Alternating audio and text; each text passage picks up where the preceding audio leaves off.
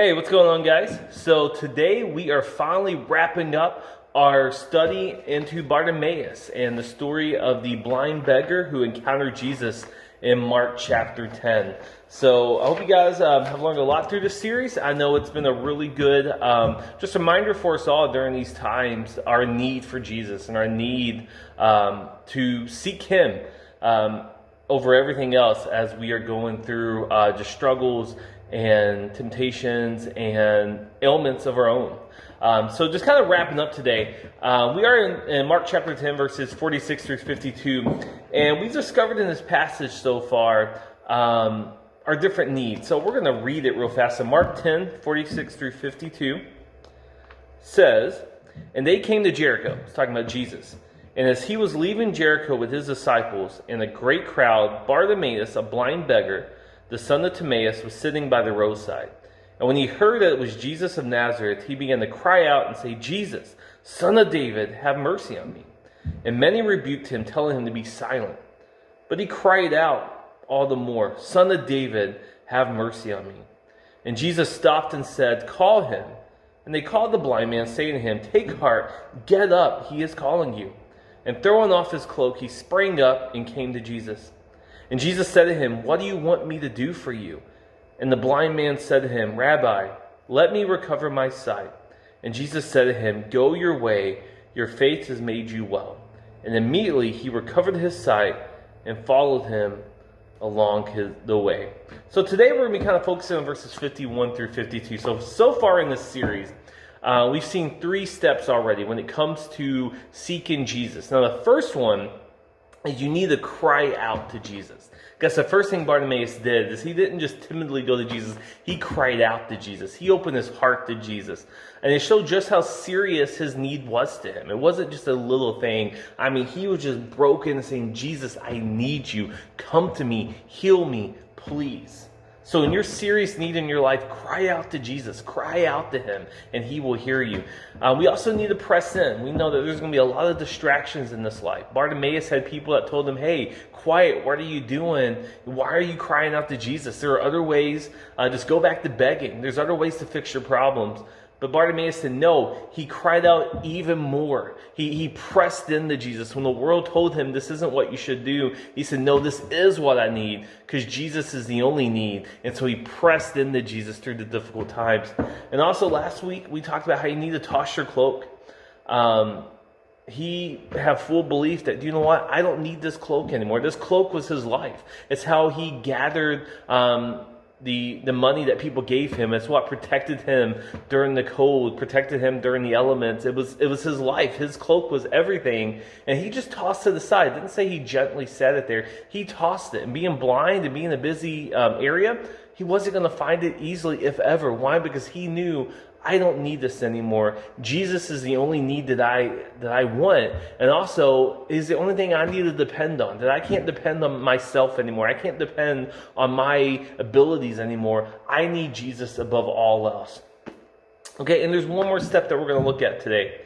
Because Bartimaeus did believe Jesus was going to take care of him. You know, he believed Jesus was all that he needed. And when we cry out to Jesus and we press into Jesus, we have to let go of the things that are holding us back.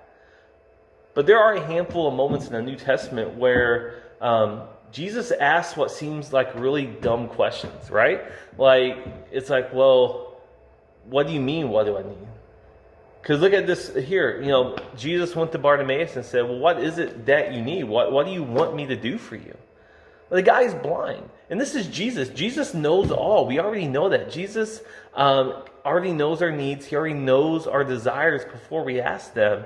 So the question is why did he ask this? You know, he's a blind dude, Jesus. Like, come on, you know what he probably wants. He probably wants his sight.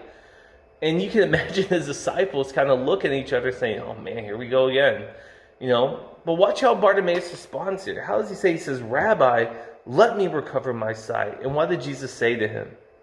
"Go your way, your faith has made you well." And immediately he recovered his sight. You see, he didn't hesitate to ask. Bartimaeus knew what his need was. And he didn't hold back. He knew it, and so he said it. And so that's the fourth thing. You know, we need to cry out to Jesus. We need to press into Jesus. We need to toss our cloak, but also we need to say it. We need to tell Jesus what it is that we need. And so if you haven't kind of picked up on it yet, this lesson's about our prayer lives. This lesson is about praying to Jesus. I'm convinced that when we pray, we aren't telling God anything, honestly. He already knows it. He's not like, oh, so-and-so is sick? I didn't know that. Okay, well, now that I do, let me go and heal them. What? You have a need? Oh, I wasn't aware of that. Okay, well, now that I know, let me go ahead and do that for you.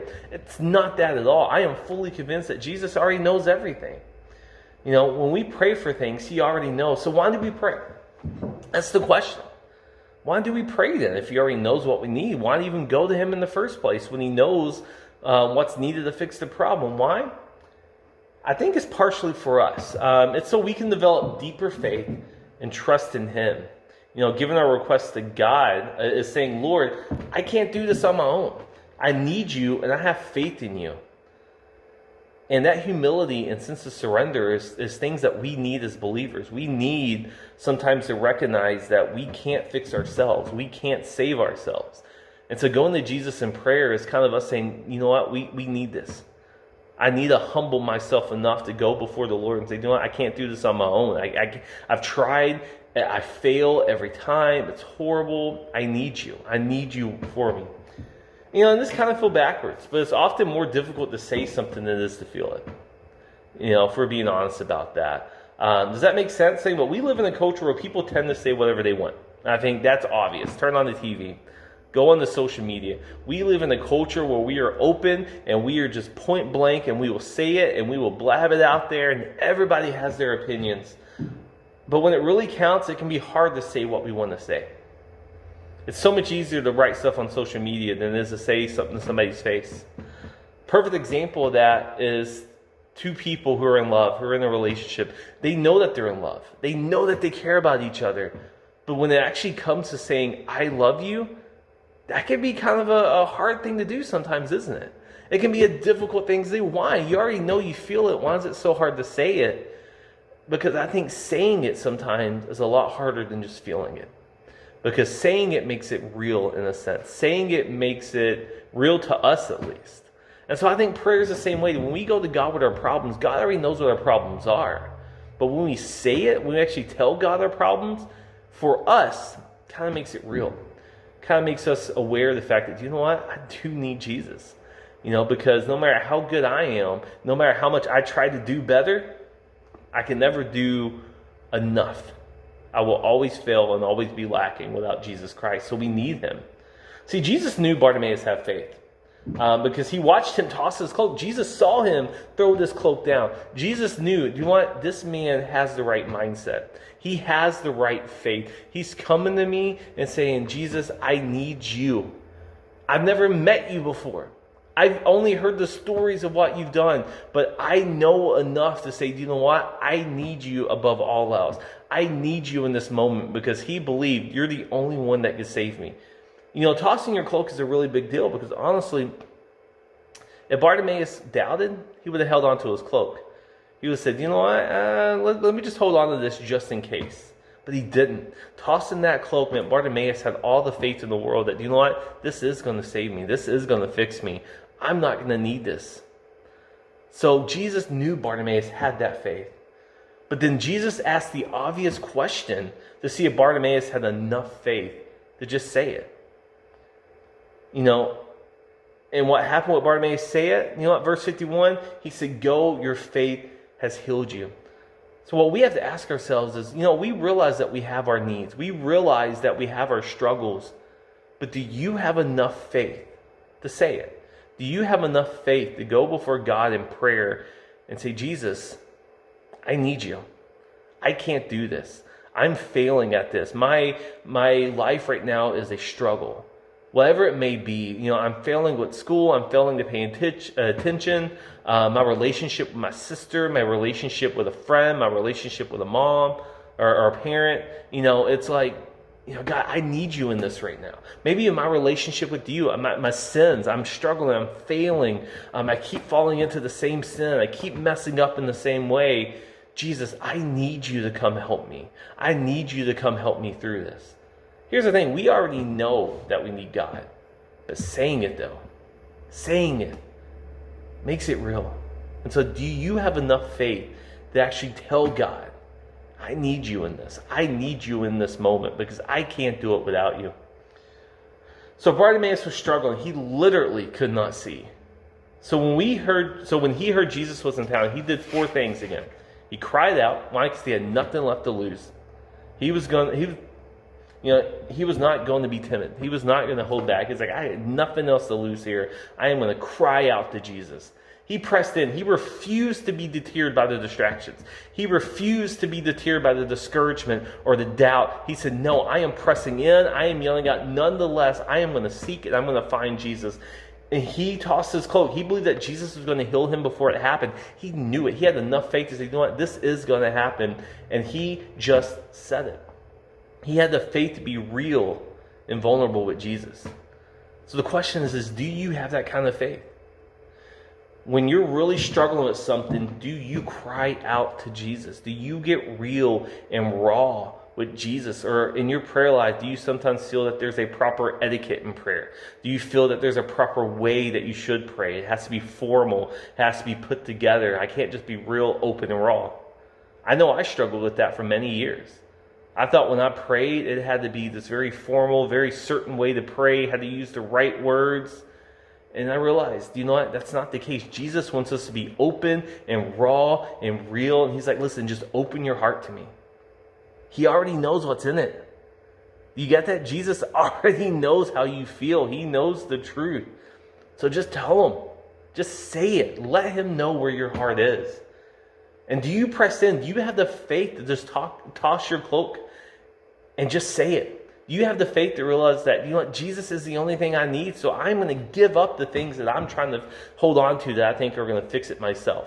Do you have the faith that Jesus is going to fix this or can fix this even before I say it?